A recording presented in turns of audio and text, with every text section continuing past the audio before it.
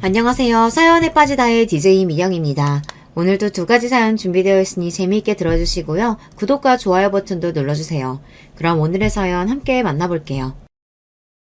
안녕하세요. 저는 아이 셋을 낳아 키우고 있는 40대 주부입니다.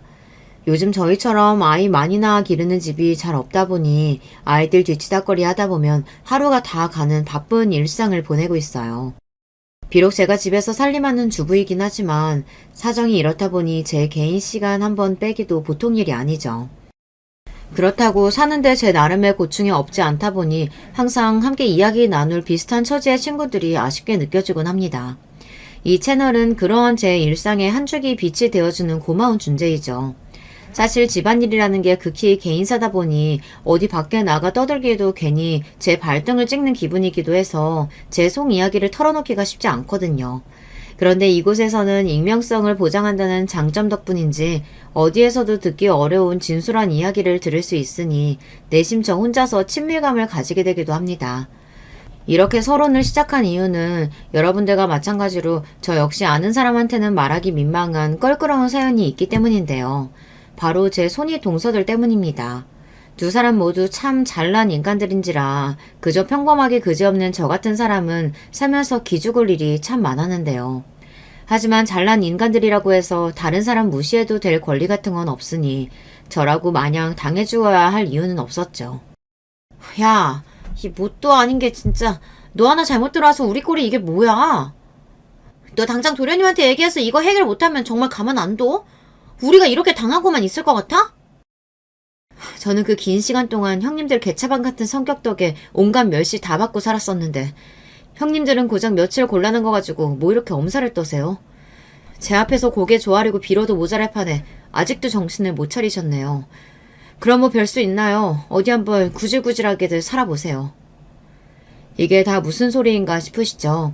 아무리 잘난 인간이라고 해봤자 세상에 약점 없는 인간이라는 건 없는 법이죠. 저보다 잘났다고 그렇게 뻐기면서 저를 무시했던 제 손윗동서들을 제대로 엿먹여준 사연 한번 들어보실래요?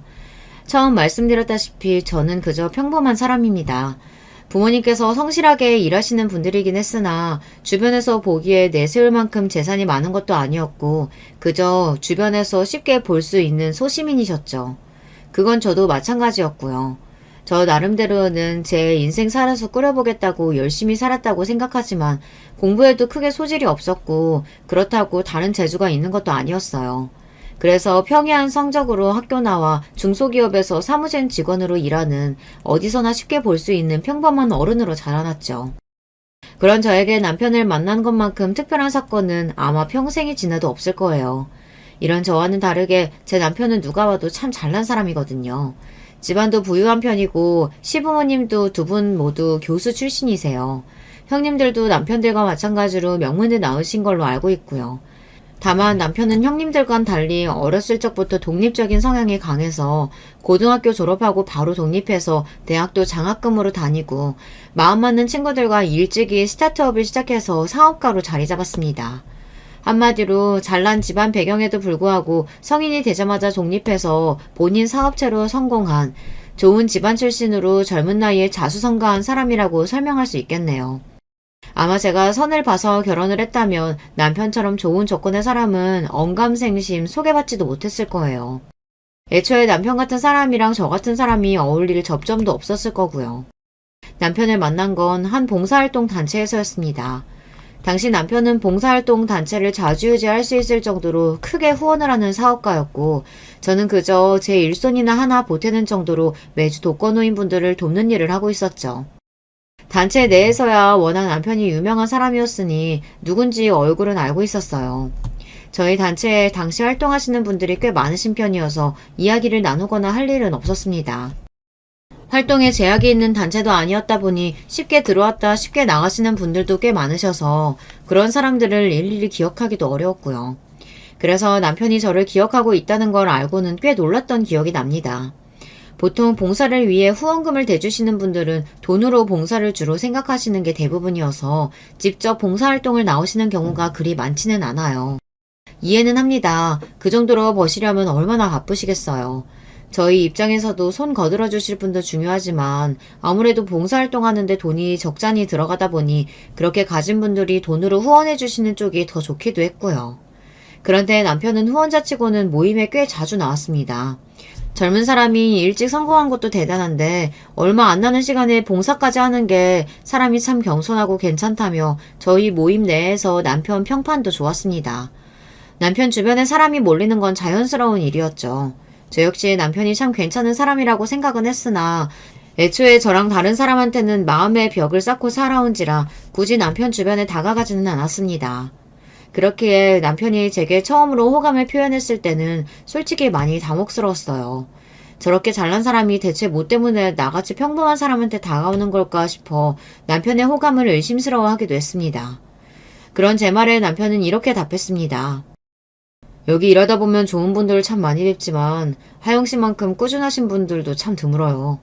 젊은 사람들이 사실 하고 싶은 것도 많고 다들 직장 다니고 쉬고 싶은 마음도 크실 텐데 그걸 다 이겨내고 여기까지 나오는 것 자체가 참 대단한 일이거든요.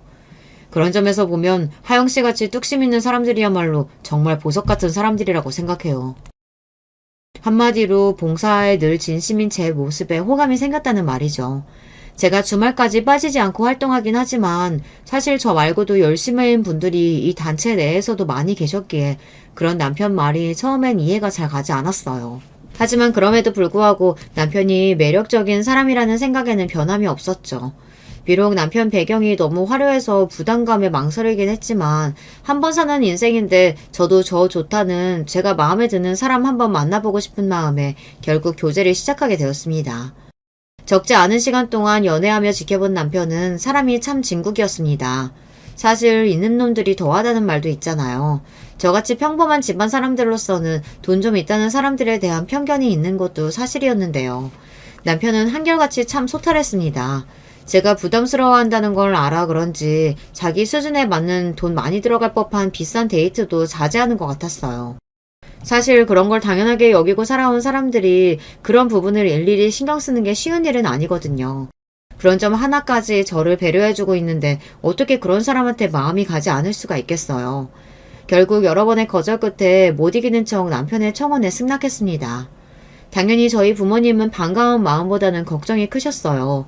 집안 수준이 이렇게 처지는데 제가 시집가서 주눅 들고 살지 않을까 염려하시는 저희 친정 부모님 걱정이 허무맹랑하다 할 수는 없었습니다. 첫인사를 와서 저희 부모님의 수심 깊은 얼굴을 본 남편이 이렇게 말하더군요. 하영씨 부모님이 어떤 부분 걱정하시는지 잘 압니다. 저도 저희 부모님도 그런 부분으로 사람을 평가하진 않지만 이제 처음 보는 사람을 그렇게 쉽게 믿지 못하는 것도 당연하겠죠. 말만 이렇게 하는 게 아니라 정말로 하영씨 아끼면서 사는 모습 살면서 꾸준히 보여드리겠습니다. 믿음을 드리는 건 제가 해야 할 일이죠. 사실 남편 입장에서는 이렇게까지 할 필요가 있을까 싶을 정도로 겸손한 발언이었어요. 지금 당장 결혼식장에 나가도 남편 앞으로 줄을 선 여자들이 한 트럭은 되었을 테니까요. 하지만 머리로는 이렇게 생각하면서도 그간의 시간을 돌이켜보면 단 한 번도 남편이 자신의 조건을 내세우거나 자만심을 보이는 모습을 본 적이 없었습니다.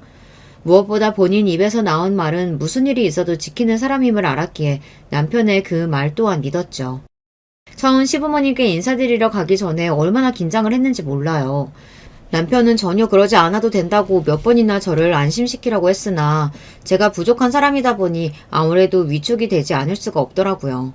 막상 만나본 시부모님들은 참 좋은 분들이셨어요. 남편이 어떻게 저런 성정으로 자랄 수 있었는지 단박에 이해가 될 정도였어요. 그동안 집안 배경 차이 때문에 제가 여러 번 남편의 청혼을 고사했다는 걸 알고 계셨던 모양인지 오히려 제게 너무 조심스럽게 대하셔서 송구스러울 정도였죠. 하영씨 입장에서 우리 애가 부담스러울 수 있다는 거 다른 사람은 몰라도 나는 이해해요. 나도 사실 친정 형편이 그리 좋은 편이 못 됐거든. 이 사람 덕분에 시집와서 팔자에도 없이 편하게 살긴 했지만 마음만큼은 그렇게 편하지만은 못했어요. 그래서 그런지 아직 얼굴 한번 본 적 없는 하영씨가 그렇게 마음이 쓰이더라고요. 꼭 젊을 적 나같기도 하고. 그리고 지영이가 내 아들이라서 하는 소리가 아니라 사람 보는 눈이 보통이 아니거든요. 그런 녀석이 고르고 골라 제 짝으로 데려온 사람인데 하영씨가 좋은 사람이 아닐 거라고는 난 생각조차 안 해봤어. 그야말로 서로를 신뢰하는 이상적인 모자 직원이었습니다. 시어머니가 하시는 말씀을 가만히 듣고 계시던 시아버지께서도 한 말씀 보태셨어요. 지영이 위로 형이 둘 있다는 얘기는 들었죠? 그 아이들 결혼할 때도 우리 전혀 관여 안 했어요. 자기들이 같이 살 사람인데 당연히 본인 의사가 제일 중요하지. 부모가 자식 인생 대신 살아줄 거 아니잖아요. 억지로 찍어 붙였다 못 살겠다고 하면 제일 가슴 찢어지는 건 그거 지켜볼 우린데 그런 짓 하는 게 오히려 우리 손해지. 아가씨 마음을 이해 못하는 건 아니지만 걱정하는 바가 있다면 너무 크게 신경 쓰지 않아도 된다는 얘기를 꼭 해주고 싶었어요. 그저 우리 지영이랑 잘 살아주기만 하면 우리로서는 더 바랄 게 없어요. 저도 모르게 긴장을 많이 했던 모양인지 두 분 따스한 말씀에 마음의 벽이 스르르 허물어지는 걸 느꼈습니다. 제가 괜히 미리부터 너무 안 좋은 쪽으로 생각했나 보다 싶어 괜한 오해를 받으신 시부모님께 조금 죄송스러운 마음이 들기도 했습니다.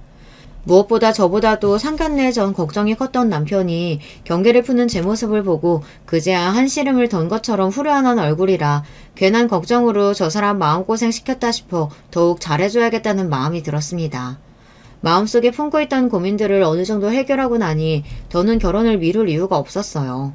양가 어르신들 허락이 떨어지자마자 남편이 워낙 결혼을 서두르기도 해서 미처 정신 차릴 새도 없이 직장으로 들어가고 있더라고요. 혼이 쏙 빠진다는 게 꼭 이런 건가 봐요. 남자가 적극적이어야 결혼이 빨리 성사된다는 말은 들었지만 남편 추진력 하나만큼은 참 놀라운 수준이었거든요. 그렇게 저는 유부녀가 되었습니다. 남편한테 형님 두 분이 계시다는 건 알고 있었으나 온 시댁 식구들이 다 함께 모이는 자리에 한번 초대받았던 적이 형님 내외분들의 얼굴을 뵌 것의 전부였습니다. 애초부터 남편은 형님들하고 그리 감정적으로 돈독해 보이지는 않았어요. 저 같은 경우에는 제 여동생과 거의 껌딱지처럼 붙어서 자라서 그런지 좀 정이 없어 보이기도 하더라고요. 특히나 사려 깊은 시부모님들 성정을 생각해보면 더 그렇게 느껴졌습니다. 하지만 주위 친구들 얘기를 들어보니까 자매랑 형제 사이는 또 다르다고 그러더라고요. 서로 원수지간 같은 형제 사이만 아니면 대면대면한 건 흔하게 널렸으니 신경 쓸 것 없다는 친구들 말에 그러려니 했죠. 형님 두 분이 모두 대기업에 다니실 정도로 출신 학교도 명문되고 두 분 스펙도 좋으시다 보니 자연히 제 손이 동서되시는 큰 동서와 작은 동서도 조건이 좋은 분들이셨습니다. 두 분 다 의사셨어요. 큰형님 부부는 주변 지인들의 소개로 선을 봐서 맺어진 사이라고 들었습니다. 그리고 몇 년 뒤에 결혼하신 작은형님 부부는 큰 동서 소개로 연이 닿았다고 하더라고요. 작은 동서가 큰 동서 같은 학교 두 학번 후배라고 하더라고요. 그러니까 처음부터 큰 동서가 좋게 봤던 본인 지인을 자기 도련님한테 소개한 셈이죠. 자기 동서가 될 사람을 본인 의사로 직접 고른 거나 다름없으니 두 사람 관계가 얼마나 끈끈한지는 굳이 설명하지 않아도 이해가 가시겠죠. 가뜩이나 딱히 내세울 거 없다고 생각해 다소 위축이 되어 있던 저였는데 손윗동서 되실 두 분이 의사식이나 되는 것도 모자라 두 분 사이가 돈독하다는 것까지 알게 되자 시집가서 저 두 분 사이에서 잘 섞일 수 있을지 조금 걱정이 되기도 했습니다. 뭘 그런 걱정을 다 하고 그래. 하영씨는 나랑 같이 살 거지 형수님들이랑 같이 살 것도 아닌데. 그런 제 걱정에 남편이 저렇게 이야기하더라고요. 가만 보면 남편은 항상 형수님들에 대해서는 평가가 박한 편이었습니다. 딱히 형수님 두 분을 좋아하는 것 같지는 않더라고요. 모든 사람에게 두루두루 잘하는 편이지만 저 못지않게 자기 사람에 대한 인식이 강하고 그 외의 사람들에게는 쉽사리 마음을 열지 않는 남편이었습니다. 아무래도 남편은 형수님들을 그저 형님들의 배우자로 생각할 뿐 가족이라고 생각하진 않는 것 같았어요. 그래도 결혼하게 되면 평생 보실 분들인데 신경이 안 쓰이면 그게 더 이상하지 않겠어? 거기다 두 분이 서로 가깝다고 하시니 아무래도 신경이 더 쓰이네. 시부모님인 우리 어머니 아버지도 당신 함부로 못하는데 형수들이 뭘 어쩌겠어. 애초에 다들 바쁜 사람들이고 1년에 얼굴 보는 일도 손에 꼽을 정도로 적을 거야. 나도 동서들끼리 너무 자주 보는 것도 별로 추천하고 싶지 않고 우리는 그저 우리 잘 살 생각만 하자. 사실 그게 맞기는 하죠. 지금이야 애들 셋이나 키운다고 직장은 그만둔 지 오래지만 당시만 하더라도 결혼하고도 저는 여전히 직장에 다니고 있었거든요. 남편도 사업한다고 바빴고요. 대기업에 다니신다는 아주버님들도 그렇겠지만 동서들도 의사인데 또 얼마나 바쁘겠어요. 서로 돈독해서 일부러 바쁜 시간 빼서 어울릴 정도라면 또 몰라도 본인들 어울리는데 굳이 저까지 끼워주실 것 같지는 않았습니다. 다소 서먹한 동서지간이 될지언정 너무 자주 봐서 문제가 생기는 것보다야 낫겠지 싶었어요. 그래서 처음 동서들 쪽에서 제게 먼저 연락을 해오셨을 때도 좀 의외라고 생각했습니다. 결혼한 지 1년이 다 되어가도록 별다른 교류가 없기도 했거든요. 동서, 내가 조만간 일 문제로 지인분들 집으로 초대할 일이 생겼는데 그동안 일만 하면서 살아서 그런지 내가 솜씨가 형편이 영 없어서 말이지. 동서한테 좀 도움 좀 받아도 될까? 저라고 결혼한 지도 얼마 안 됐고 딱히 부릴 솜씨라는 것도 없었지만 그래도 먼저 도움의 손길을 요청했는데 제가 할 수 있는 거라면 돕고 싶었어요. 이 김에 그동안 서먹했던 형님과도 친해진다면 나쁠 것이 없다는 계산도 들어가 있었고요. 저라고 대단한 재주는 없어서 도움이 되어드릴 수 있을지 모르겠어요. 하지만 제가 할 수 있는 한은 열심히 도울게요. 무슨 그런 소리를. 어머님이 이미 침이 마르도록 동서 칭찬하시던걸. 그럼 난 동서만 믿을게. 결혼하고 나서 그래도 시댁에는 종종 방문을 했거든요. 처음 결혼할 때 하신 말씀이 있으셔서 그런지 시어머니께서 혹시 제게 부담이 되실까봐 많이 조심하는 게 눈에 보였습니다. 그러면 제 쪽에서 먼저 다가가는 게 맞지 싶었어요. 그렇다고 몇 번 보지도 못한 어머니의 또래의 어른과 단둘이 남겨지는 상황이 처음에는 편치 않더라고요. 그럼 할 일이 뭐가 있겠어요. 서로 좋아하는 음식들 이것저것 해먹는 게 가장 무난했죠. 저희 집은 여동생에 저에 집안에 여자만 셋이어서 그런지 각자 좋아하는 음식이며 디저트며 이것저것 해먹는 재미가 꽤 좋았거든요. 그게 아들만 셋 키우셔서 딸 키우는 재미를 평생 모르고 사셨던 저희 시어머니 입장에서는 꽤나 색다른 재미로 받아들여 주셨던 모양이에요. 제 이전에 본 2명의 며느리와도 이런 경험이 없다 보니 어머님 나름대로는 자랑거리셨던 것 같습니다. 그게 큰동서 귀에까지 들어갈 줄은 몰랐지만요. 괜한 기대를 하신 건 아닌가 싶어 다소 부담스러운 마음을 안고 큰 동서네 댁에 갔더니 이미 작은 동서도 와 계시더라고요. 하긴 두 분 인맥이 겹치는 부분이 많을 테니 함께 보신다고 해도 놀랄 일이 아니기는 했죠. 생각지도 못하게 손윗동서 두 분을 한꺼번에 대하게 됐다는 생각에 조금 당황하긴 했으나 제게 도움을 요청하신 걸 그때까지만 하더라도 긍정적인 신호로 생각했기에 오늘 잘해보자 싶었습니다. 우리는 학교도 같이 나오고 해서 이야기할 일이 많은데 동서랑 우리끼리 보는 건 처음인 것 같네. 그러게, 그래도 우리가 손윗동서인데 그동안 너무 무심했네. 아니에요. 제가 먼저 연락드렸어야 했는데 죄송해요. 처음 분위기는 분명 나쁘지 않았어요. 큰동서가 요구한 건 지인들과 가볍게 와인 한잔 하는 자리에 어울릴만한 곁들임 음식들을 만드는 거였어요. 처음에는 세 사람이 분명 손을 함께 놀리고 있었던 것 같았는데 어느새 음식을 준비하는 손은 바쁜 제 손뿐이었습니다. 두 분은 저는 알아듣지도 못할 의학적 용어가 섞인 대화를 주고받는 등 한참을 두 사람만 알 수 있는 대화를 하시는 바람에 제가 끼어들 틈도 없었죠. 사실 손이 하도 바쁘다 보니 대화 내용을 알아듣더라도 참여하기는 어려웠을 것 같긴 하지만요. 그렇게 한참을 바쁘게 움직이다 보니 대강의 모양새가 나왔습니다. 이 정도면 대단하게 화려한 술상은 못 되더라도 내놓고 욕먹을 정도는 아니겠다 싶어 안도의 한숨이 나왔습니다. 음식이 다 나오고 나서야 큰동서가 화제를 바꾸시더라고요. 어머님이 그렇게 자랑하시더니 거짓말은 아니셨나 보네. 시집 오기 전에 신부 수업 좀 받았나 봐, 동서? 그러게 말이에요, 형님. 저희 집이 무슨 대단한 집안이라고 신부 수업식이나 들었겠어요. 그저 저희 친정엄마 하시는 거나 손재주 좋은 제 여동생 흉내나 낸 수준이었죠. 무엇보다 신부 수업이라는 단어가 참 이상했습니다. 요즘에도 그런 거 받고 결혼하는 여자들이 있나 하고 있는데 큰동서가 말씀하시더라고요. 사실 막내 도련님 결혼한다고 하셨을 때 우리가 많이 놀랐거든. 우리가 그렇게 신부감 소개해준다고 할 때 그렇게 손사래를 치더니 다른 사람도 아니고 막내 도련님이 그렇게 깜찍한 짓을 하실 줄 누가 알았겠어. 왜 아니래요, 형님. 난 도련님은 결혼 안 하실 줄 알았다니까요. 이건 저도 처음 듣는 소리였어요. 애초에 본인 형수님 관련된 이야기는 거의 한 적이 없는 남편이었으니 당연한 일이었겠죠. 그런데 형수님들이 선자리까지 주선하려고 하셨다고 하니 그래서 남편이 형수들 이야기를 더 꺼린 건가 싶기도 했습니다. 아무래도 두 분 다 의사이시니 소개해준다는 분도 의사일 확률이 높았겠죠.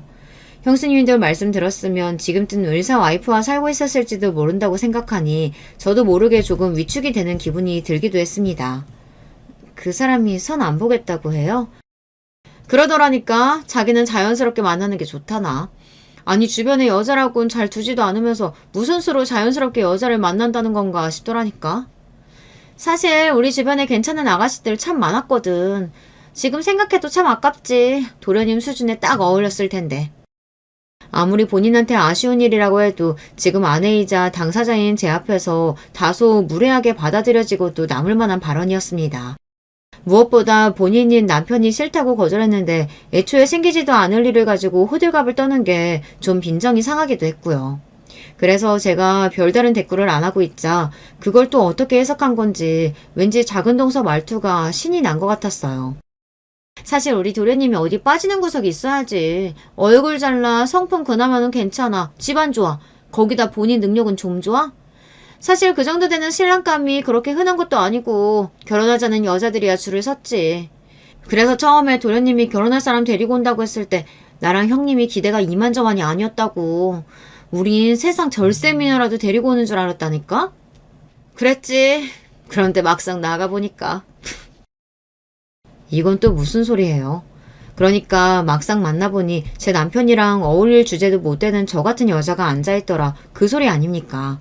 실컷 음식 시켜놓고 사람 불러다 놓고 이게 뭐 하는 짓인가 싶었습니다.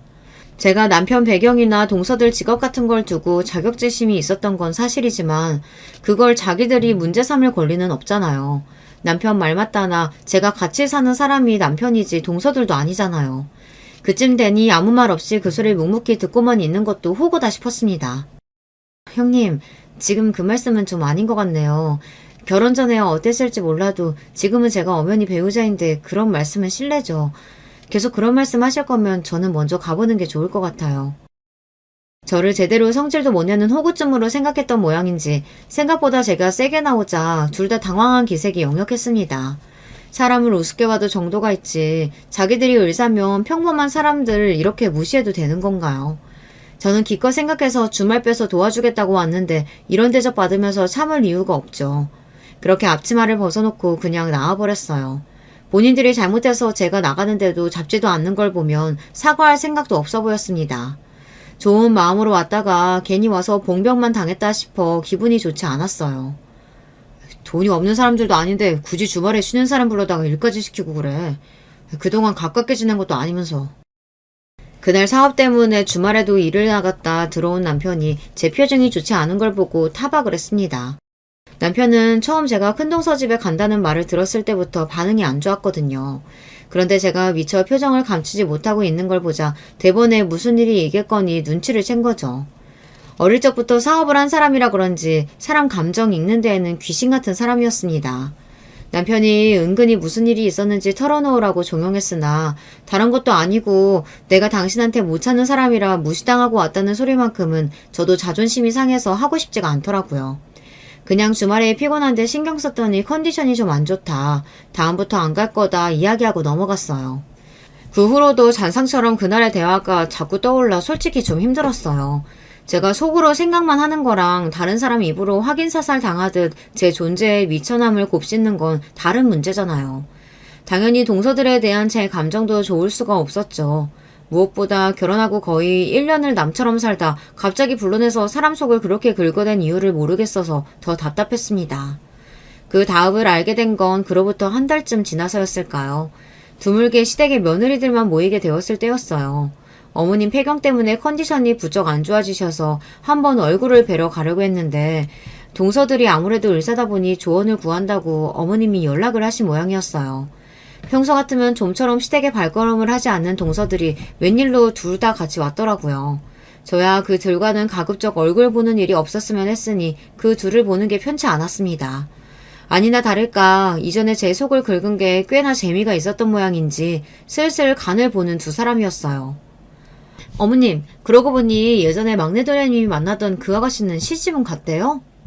아, 그 피아노 전공하던 아가씨 말이죠? 그 아가씨도 집안도 참 괜찮고 참했었는데 지금 생각하니까 참 아깝네. 신이 나서 떠들어대는 두 사람들과 달리 시어머니 안색이 싹 굳어버렸습니다. 시어머니께서 무례한 두 사람 대화를 단번에 끊어버리시더라고요. 여기 지금 막내도 있는 자리인데 그게 무슨 소리야? 사람을 앞에 앉혀두고 어떻게 그런 소리들을 해? 아니, 어머님. 저희는 그냥 옛날 생각이 나서. 사람이 어떻게 그렇게 경솔해. 입장 바꿔서 너희들 앞에서 너희 신랑 예전에 교제하던 아가씨 이야기를 꺼내면 기분이 좋겠어? 어머님, 사실 동서가 도련님에 비하면 조건이 좀 처지는 건 사실이잖아요. 어머님도 내심 조건 좋은 며느리 바라셨을 텐데 뭘 그렇게까지 말씀하세요? 그만하지 못하겠어. 너희들답지 않게 둘 다 곧장 집으로 오겠다고 하니 내가 의아하긴 했다만 이제 보니 막내 괴롭히려고 그러는 거였네. 새 사람 들어온 지 얼마나 됐다고 적응하도록 도와주지 못할 망정 괴롭히지 말아라. 너희 이런 사람이었니? 시어머니가 이 기막힌 상황에 경악하시며 두 사람을 꾸짖었어요. 그러자 동서들 표정이 아주 볼만하더라고요. 심술이 덕지덕지 붙어서는 제 편만 들어주시는 시어머니에게까지 불경하기 짝이 없는 표정을 짓고 있는 꼴을 보자니 사람이 머리 좋고 많이 배운다고 그게 인격이랑 같은 건 아니라는 생각이 들었습니다. 저 성질머리에 두 사람 머리가 아까울 지경이었어요. 어머님이 동서만 싸고 도시니 동서 참 좋겠어. 굳이 저 가는 길에 따라 나와 빈정거리는 큰 동서 꼴이 참 우습더라고요. 그러니까 그동안 본인들이랑 서먹했던 시어머니가 저와 살갑게 지내시자 그게 배알이 꼴린 거였습니다. 자기들 보기에 보잘것없고 내세울 것 없는 제가 눈에 차지도 않는데 어른들 사랑까지 독차지한다고 생각하니 괴롭히고 싶어진 거였죠. 무슨 초등학생도 아니고 그렇게 어머님 사랑을 받고 싶은 거였으면 그냥 본인들이 어머님한테 잘하면 될 일이잖아요. 막상 어머님한테 잘할 생각도 없으면서 시비만 걸려고 드는 걸 보니 인간이 참 잘못돼도 한참 잘못됐다 싶었습니다. 형님, 그렇게 안 봤는데 사람 참 옹졸하시네요. 먼저 잘못해놓고도 굳이 쫄쫄 쫓아와서 비꼬고 싶으세요? 제가 형님들 눈에 안 찰지 몰라도 그게 저한테 이렇게 무례하게 굴 이유는 못 돼요. 앞으로도 이러실 거면 그냥 형님들하고는 얼굴 안 보는 게 나을 것 같네요. 그러고는 확 돌아서 집으로 와버렸습니다. 좋은 어르신 밑에 시집 잘 왔다고 생각했는데 뜻밖의 지뢰를 밟았다는 생각에 속이 상했습니다. 떠올리지 않으려 노력하긴 했으나 남편이 만난다는 피아노 친다는 옛 여자친구에 대한 말도 너무 신경 쓰였어요. 그 아가씨는 본인들 보기엔 자기들이랑 급이 맞는다고 생각했으니 일부러 제 속을 긁으려 말을 꺼낸 거였겠죠. 그러니 얼마나 잘난 여자분이었겠습니까. 괜히 속상한 마음에 눈물이 비집고 나오자 제가 더 못나게 느껴졌습니다. 집에 돌아왔더니 요즘 새롭게 시작한 일 때문에 매일같이 퇴근에 늦던 남편이 웬일로 저보다 일찍 집에 돌아와 있었어요. 아무래도 그날 있었던 일을 어머님께서 바로 남편에게 전했던 것 같아요. 다른 것도 아니고 제 형수들이 일부러 제게 상처를 주려고 자기 전 여자친구 얘기까지 꺼냈으니 어머님 입장에서 언지를 안 하시기도 곤란했을 겁니다.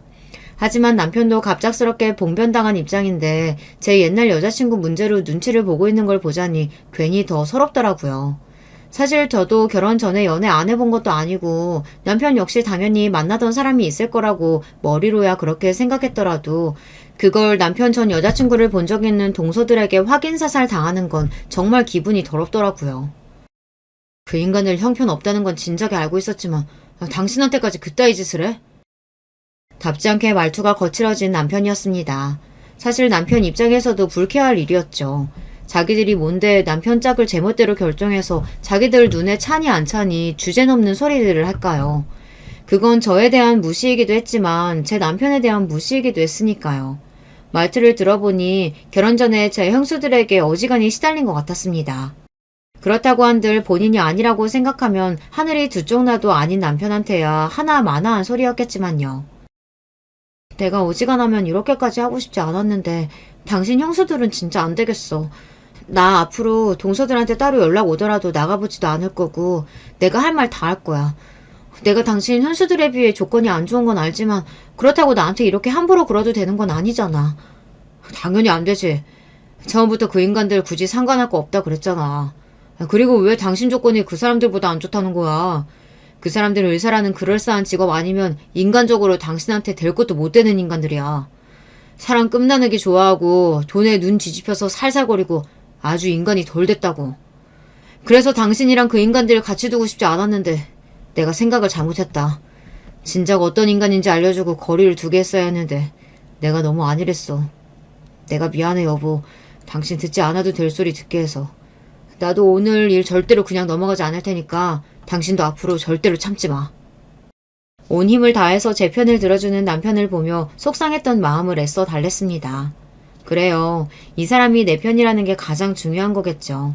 결국 그 사람들이야 남이었습니다. 남 불행하기를 바라고 헐뜯는 인간들 속이라고 천국일 수 있을까요? 사회적으로 인정받을지는 몰라도 마음 생김새가 못난 불쌍한 사람들이라 생각하자 했습니다. 그리고 나서 정말로 남편이 형님들 통해서 정말 단단히 화를 낸 모양인지 아주버님들께서 전화하셔서 사과를 하셨습니다. 정작 당사자인 동서들 사과는 받지 못했으나 그 이후로는 딱히 연락도 오지 않으니 그냥 없는 사람 취급하며 살자 했어요. 그대로 진짜 평생 얼굴 보는 일이 없이 살았으면 딱 좋았겠으나 어디 사람 일이 그렇게 돌아가나요. 아예 인연을 끊지 않는 이상 언제 보아도 보게 될 얼굴이었습니다. 그날은 남편 할머님의 제사가 있는 날이었어요.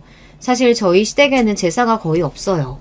남편 조부, 조부모님들 위해 제사는 자식들 고생한다고 시부모님들께서 1년에 2번 있는 추석, 설날, 명절에 합쳐서 해버리셨거든요. 그나마 챙기는 게 딱 시할머니, 시할아버지 제사였는데 그나마도 며느리들은 일이 있으면 굳이 무리해서 참석할 것 없다고 강조하시는 시어머니셨습니다. 평소에 제사 음식도 시어머니와 시아버지께서 같이 준비하셨다고 알고 있습니다. 삼형제가 장가가기 전 어릴 적부터 그러셨다고 들었어요. 참으로 타의 모범이 되는 부부의 정석이셨습니다. 제가 남편에게 듣기로는 처음 시집 오던 해에 두 분 제사에 참석한 이후로 동서들은 제사에 참석한 적이 없었다고 했습니다.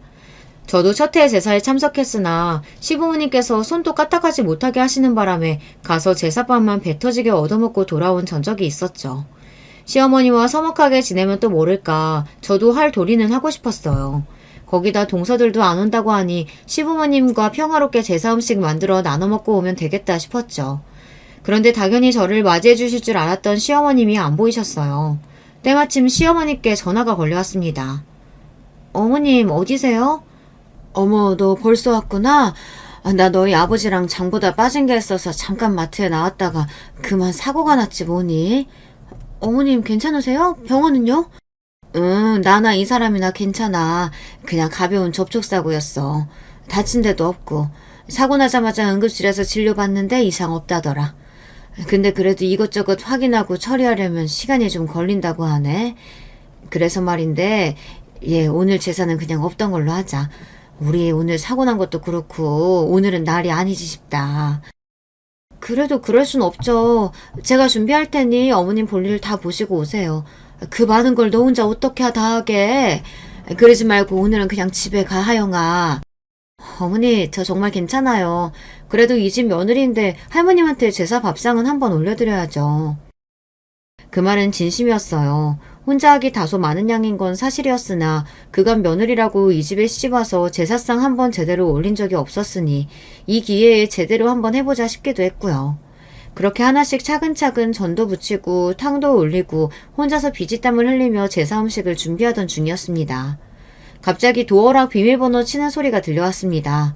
어머님이 벌써 돌아오셨나 싶어 반갑게 현관으로 달려나갔더니 뜻밖의 얼굴들을 마주하게 되었어요.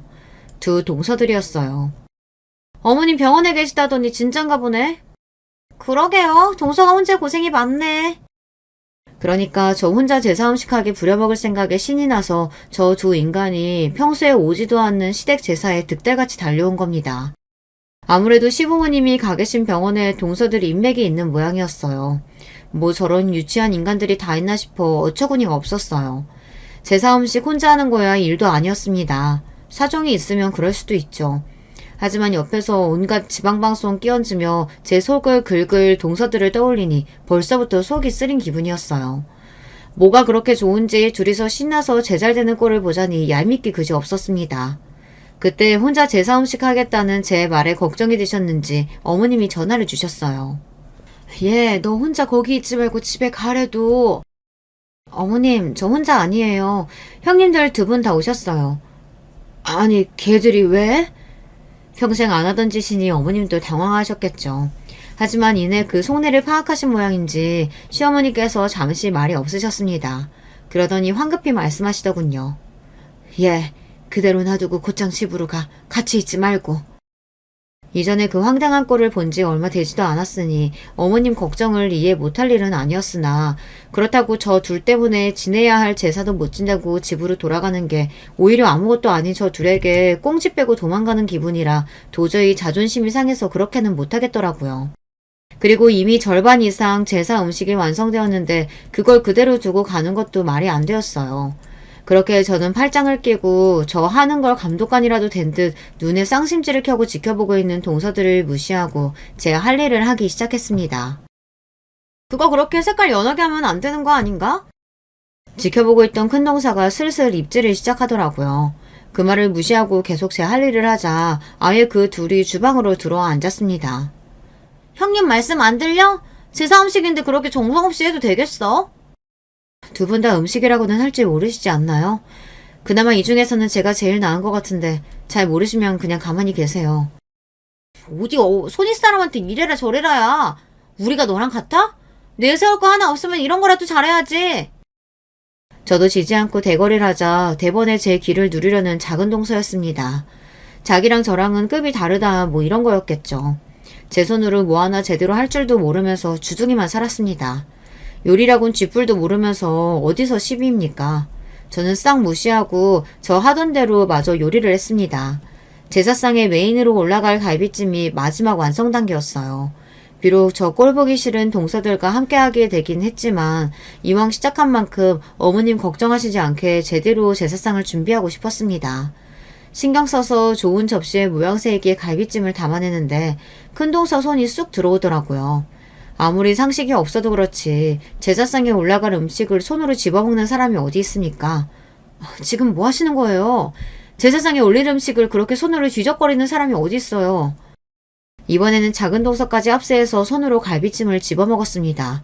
간 나온 거라 뜨거울 텐데 호들갑을 떨어가며 갈비뼈를 뜯고 있는 둘을 보자니 저게 인간인가 돼지 새끼인가 싶어 혐오감이 불쑥 치고 올라오더군요.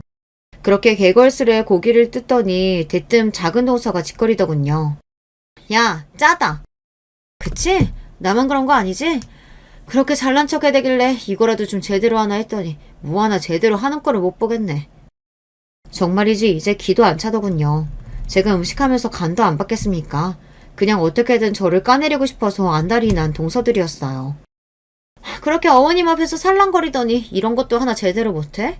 이래가지고 이 형편없는 걸 제사상에 올릴 수나 있겠어? 뭣도 없는 년이 진짜 웃기지도 않아서. 야, 잘난가 안 없는 주제에 이런 거라도 좀 잘해봐. 신이 나서 나불대는 저 두 주둥이를 그만 찢어버리고 싶었습니다. 이쯤 되면 2판 4판인 거죠. 저라고 참을 이유 있나요? 대차게 한마디 하려고 하는데 저보다 먼저 선수 친 사람이 있었습니다. 그럼 처먹지를 말던가 이 미친 인간들아. 언제 들어왔는지도 몰랐는데 남편이 제 형수들에게 눈을 부라리며 주방 앞에 서 있었습니다. 제가 동서들과 같이 있다는 걸 알게 된 어머님이 남편에게 연락을 한 모양이었어요. 거기서 제가 한 갈비찜을 가지고 동서들이 말도 안 되는 타박하는 걸 다 듣고 있었던 건지 남편 눈에서 불이라도 뿜을 듯한 기세였습니다. 염치도 없는 인간들이 아무것도 한 거 없는 주제에 감히 누구 마누라를 갈구고 있어? 이 인간 같지도 않은 것들이. 당장이라도 달려들어 멱살이라도 잡을 듯한 기세에 동서들이 겁먹은 게 눈에 훤히 보였습니다. 저는 우스워도 막내 도련님은 그렇게 잘났다고 추켜 세우던 양반들이니 제 말 한마디보다 남편 말의 위력이 큰 모양이었어요. 내가 그간 니들 하는 짓거리 몰라서 그냥 둔 줄 알아? 저 사람이 니들 같은 것들이랑 인품이 달라서 봐준 거를 감히 주제도 모르고 나랑 내 와이프를 이런 취급을 해? 그간 남편도 보통 참은 게 아니었어요. 저렇게 화를 내는 게 이해가 가지 않는 게 아니었습니다. 아니 도련님, 잘 알지도 못하면서 이렇게 무작정 화만 내시면. 모르긴 뭘 몰라. 속물 주제에 을잘합시고 어지간히 나댄 거 내가 모를 줄 알아? 나 아니었으면 병원도 못 냈을 주제에 어디서 건방 떨고 있어? 이건 저도 처음 듣는 소리였습니다. 무슨 소리인가 싶어 큰 동서를 쳐다보니 곳에 얼굴이 사색이 되어 있더라고요. 적구를 보니 남편 말이 근거 없는 소리는 아니구나 싶었죠. 너도 마찬가지야. 내다 형들만 아니었으면 미쳤다고 니들 같은 거 병원을 내줬겠어? 이 거지 같은 것들이 봐준 은혜도 몰라보고 건방을 떨고. 하긴 제가 알기로 큰 동서나 작은 동서 둘 다 친정이 부유한 편은 아니었는데 둘 다 개원을 해서 조금 의아하게 생각한 적도 있었어요. 아주버님 두 분 다 대기업에 다니신다고는 해도 병원 여는 게 어디 한두 푼으로 될 일도 아니고 어지간한 집에선 꿈꾸기 힘든 일이죠. 아무래도 아주버님들이 동서들 개원할 때 작은 문제로 남편에게 손을 벌린 모양이었습니다. 하긴 이 집에서 자산이 가장 많은 건 사업하는 저희 남편이었으니까요. 남편 도움받아서 병원 차린 주제에 저한테 그따위로 굴었다니 더더욱 어이가 없었죠. 비록 그게 제 돈은 아니었다고 해도 저한테 이딴 식으로 굴 게 아니라 잘 보이려고 노력을 해야 맞는 거 아닙니까? 내가 여기서 나가면 니들 병원부터 뺄 거니까 그런 줄 알아. 이 빌어 처먹을 것들. 여전히 분노를 준체하지 못하는 남편 말에 작은 동서가 남편 앞에 털썩 주저앉았습니다. 안 돼요, 도련님. 저한테 그 병원이 어떤 건지 알면서 저 그거 없으면 죽어요. 대기 죽든 말든 내 알 바 아니지. 감히 내 아내한테 함부로 걸어놓고 내가 너 가만히 둘 줄 알았어? 형님 뭐라고 말 좀 해봐요. 형님이 하자는 대로 했다가 이게 무슨 꼴이야. 나 내 병원 못 빼. 형님이 다 책임져. 왜 다 네 탓이야. 자기가 더 신나서 괴롭힐 땐 언제고. 이것들이 둘 다 입 닥치지 못해?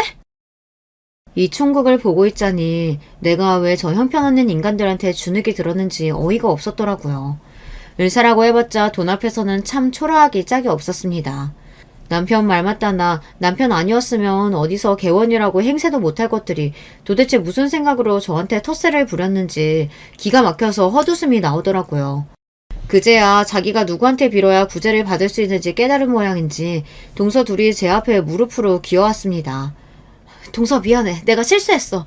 도련님같이 가진 거 많은 사람하고 사는 게 배가 아파서 그래서 내가 못 나게 굴었어. 나 아직 병원 차리면서 낸 빚도 다 못 갚았어. 나 병원 없으면 진짜 죽어.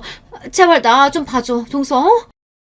동서, 그동안 내가 많이 서운하게 했지.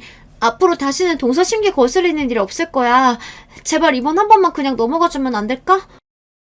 그 둘이 비굴하게 빌빌대는 모습이 가수롭기 짝이 없었습니다.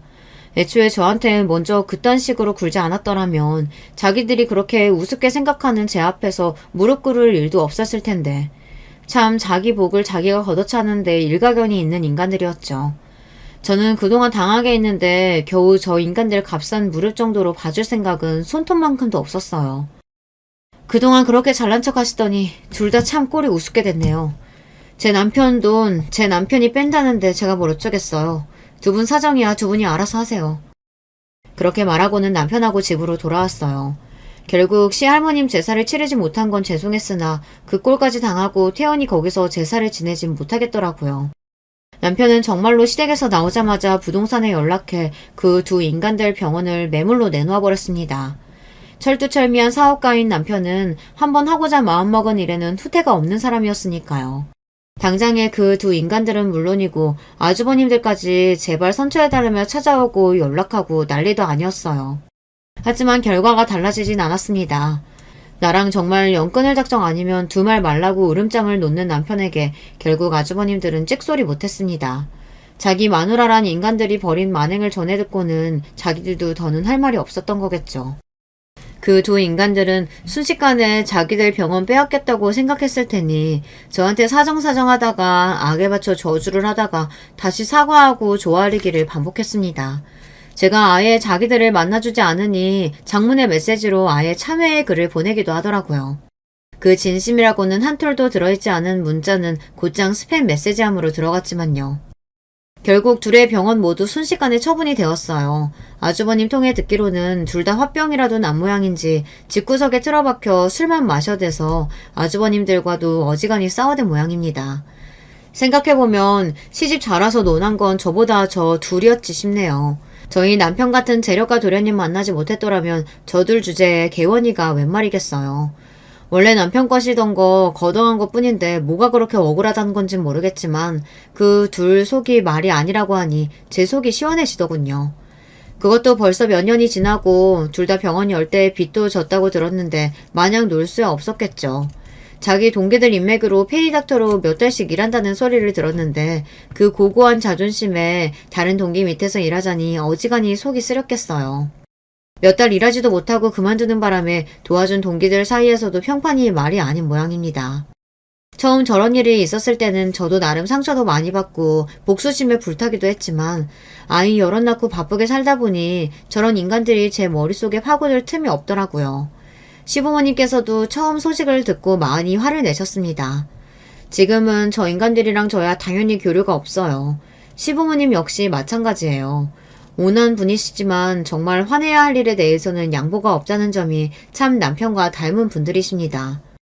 그렇게 저를 무시하고 제 잘난 맛에 살던 두 동서들한테 제대로 인생의 쓴맛을 보여주고 지금은 제 식구들이랑 알콩달콩 잘 살고 있어요. 민망해서 밖에서 하기 힘든 사연을 털어놓고 나니 묵은 짐 털어내듯 속이 후련하네요.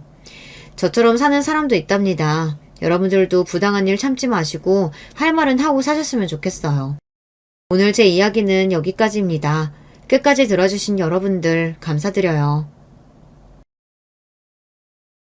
안녕하세요. 저는 어떤 이야기든 접하는 걸 정말로 좋아하는 여자예요. 사연을 특별히 아껴 듣고 있는데요. 그중에서도 저는 시댁이 주제로 나올 때가 가장 집중이 잘 되더라고요. 고부지간이라든지 동서지간이라든지 하여간 왜 이렇게 시댁 이야기는 끊이지 않는 걸까요? 마르지 않는 샘물이 따로 없는 것 같아요. 하도 이야기가 무궁무진하니까 아낌없이 주는 나무 같기도 합니다.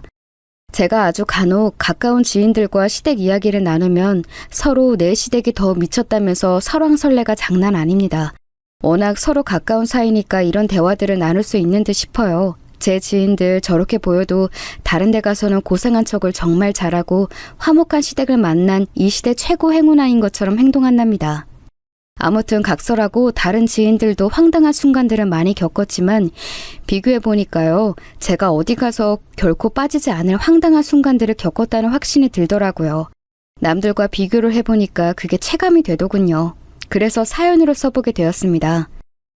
저는 친정엄마를 일찍 잃었어요. 암에 걸리셔서 투병 생활을 하시다가 돌아가셨죠. 병원 생활 다 합쳐보면 거의 3년 정도였던 것 같아요. 저희 가족에게는 연극과도 같은 기간이었고 긴 싸움이었습니다. 제가 초등학교 6학년 때부터 중학교 3학년까지 친정엄마의 힘든 모습만 봤었네요. 그리고 충격적인 사실도 겪게 됐었습니다.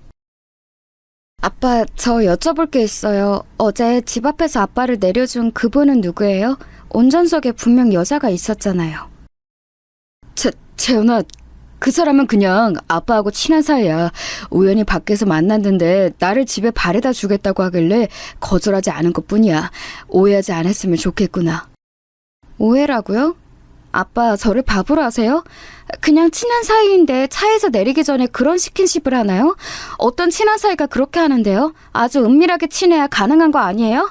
어떻게 엄마가 병원에 계시는 동안 이런 배신을 하실 수가 있어요? 이런, 네가 거기까지 봤었구나. 채연아, 제발 이 아빠의 못날 실수를 눈 감아줄 수는 없을까? 엄마가 아프잖아. 이럴 때 안 좋은 일로 아픈 사람 더 힘들게 만들 수는 없어. 네 동생들한테도 마찬가지이고. 네가 이번만 넘겨준다면 아빠가 정신 차리고 살게, 응?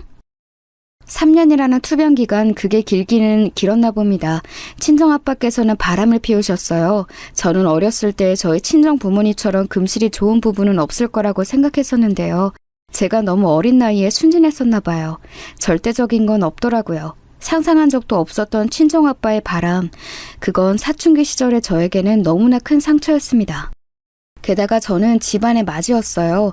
남동생과 여동생이 제 밑으로 있었고 저는 아프신 친정엄마를 대신해서 엄마의 역할까지 집에서 하면서 늘 바쁘게 지냈습니다. 책임감으로 버텼죠. 부모님을 위해서 그게 가장 큰 이유였는데 친정아빠께서 저의 노력을 산산조각 내놓으신 거나 다름없었죠. 저는 친정아빠가 너무 징그럽게 느껴졌고 인간적인 실망이 들었지만 그 말씀을 따를 수밖에 없었어요. 친정엄마나 동생들에게 비밀을 지키겠다는 건 말이에요. 왜냐하면 친정엄마께서 받으실 충격을 생각하면 너무 마음이 아팠기 때문입니다. 그리고 동생들도 함께 마음고생을 하게 만들 바에는 저 혼자 끙끙 앓는 게 낫겠다고 생각했어요. 친정엄마께서는 결국 제 중학교 졸업식을 못 보고 돌아가셨죠. 그 후로 친정아빠께서는 진실은 알 수 없으나 어쨌든 일에만 파묻혀 사셨습니다. 자식들 건사하기 위해서는 내가 쉬지 않고 뭐라도 열심히 하며 살아가야겠지. 너희들은 부디 건강하게 사고치지 말고 공부 열심히 하면서 살아라. 아빠가 바라는 건 그게 다야. 그런 친정아빠를 제 동생들은 무척 믿고 의지하면서 존경을 보냈습니다. 배우자를 잃은 슬픔을 자식들 책임지기 위한 사명감으로 덮으시고 일에만 매진하시는 친정아빠의 모습을 동생들이 가슴 뭉클하게 여겼어요. 저 혼자만 친정아빠의 배신을 알고 있었으니 여러모로 기분이 묘했습니다. 시간이 지날수록 저는 친정아빠와 어색해졌어요. 벌어진 거리가 좁혀질 계기가 없었다는 게 직접적인 이유일 것 같네요. 남동생은 아이들이기 때문에 친정아빠와 남자끼리 잘 통하는 점이 있었고, 여동생은 반면에 딸이기 때문에 친정아빠에게 살갑고 애교스러운 모습을 보이며 좋은 부녀관계를 형성했습니다. 성인이 되어서 본격적으로 겉돌기 시작한 건 저뿐이었어요. 친정엄마의 긴 투병 생활, 게다가 저희 집이 원래 풍족하게 잘 사는 게 아니었기 때문에 집에는 빚이 있었습니다. 그래서 저는 바로 취업과 연결될 수 있는 전문대로 진학했었고요. 대기업 계열사의 계약직으로 들어가서 돈을 벌었죠. 그렇게 번 돈으로 동생들 대학 보냈어요. 여동생은 재수 생활을 거쳐서 대학을 갔기 때문에 재수학원 비용 대느라 돈이 더 들었네요. 참고로 제가 전무대 다니고 있을 때 친할머니께서 뇌질환으로 쓰러지시는 일이 있어서 그때 도움 드리느라 친정아빠께서 애 좀 쓰셨어요. 그래서 저희 집이 더 돈을 모을 기회가 없었던 거예요. 저는 항상 내가 무너지면 안 된다, 내가 잘해야 한다, 이런 생각을 가지고 억척스럽게 이악 물면서 살아왔습니다. 그러다가 동생들을 다 결혼시키고 나서 뭔가 해방감 같은 것을 조금은 맛보았네요. 연애나 결혼에 대해서 그다지 진지하게 생각해 본 적이 없었어요. 친정아빠의 바람 때문에 부부관계라는 것에 대한 믿음을 잃고 살아오기도 했었고요. 하지만 이런 제가 남편을 만나면서 생각이 좀 바뀌게 되었어요. 저희 부부는 동갑내기예요. 꽤 괜찮은 간판에 4년제 대학을 나온 남편은 취업에서 미끄러져서 중소기업에 입사를 했다가 거기서 능력을 인정받자 자신감을 얻어서 더 나은 조건의 회사로 이직을 했었고요. 거기서 자격증 같은 거 엄청 따면서 자기 개발에 매진했습니다. 그러다가 탄탄한 중견기업에서 스카우트가 와서 더 좋은 곳으로 이직을 했던 거예요. 이렇게 도전 정신을 가지고 바쁘게 살았으니 남편 또한 연애나 결혼을 뒷전으로 미루며 살아왔던 것이죠. 저를 만나서 결혼을 하고 싶어진 거라고 남편도 저처럼 똑같이 말을 했어요.